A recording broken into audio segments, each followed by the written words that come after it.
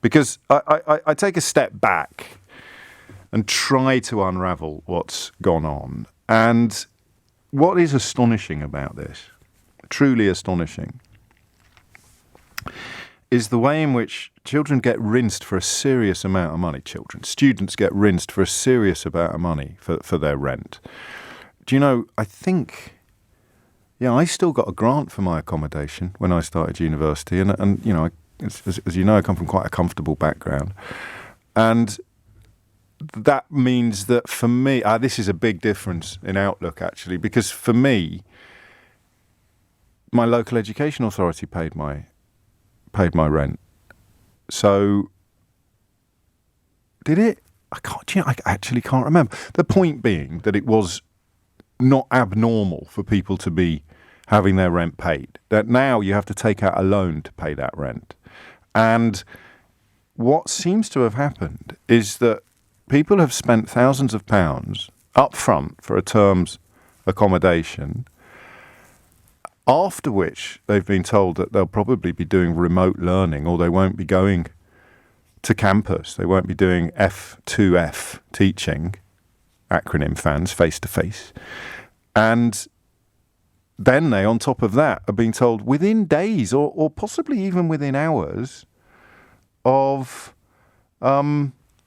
arriving at college. So they've got thousands of pounds worth of debt to stay in a flat in a town where their college is, but they're not going to be going into college anywhere near as much as they thought they were.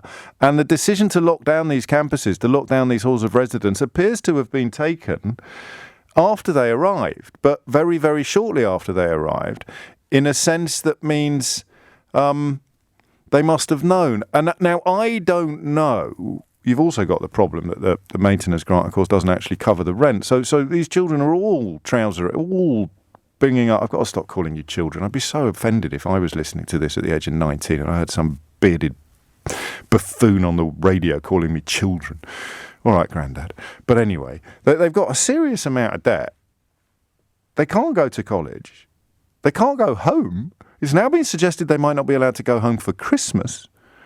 And the bit I don't get, personally, is the mental strain that puts on them. I believe it. Don't make any bones about that. I completely get it in the abstract sense, but as I say, because I belong to that curious cohort of students who arrived at university actually sort of utterly unfazed by the prospect of not sleeping at home, of being away from home for weeks on end.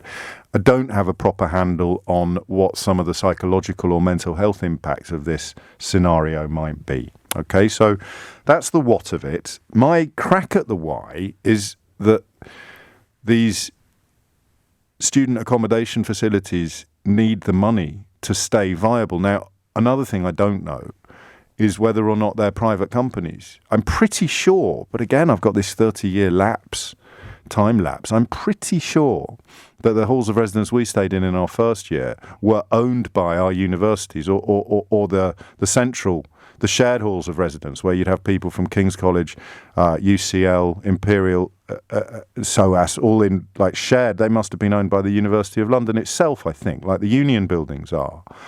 But looking at some of the stories coming out of places like Manchester this weekend, I did find myself wondering whether or not there would be a financial explanation that was not entirely, what's the word I want? I was going to say kosher, but that suggests wrongdoing of a criminal nature. I'm certainly not suggesting it. Should we say morally questionable?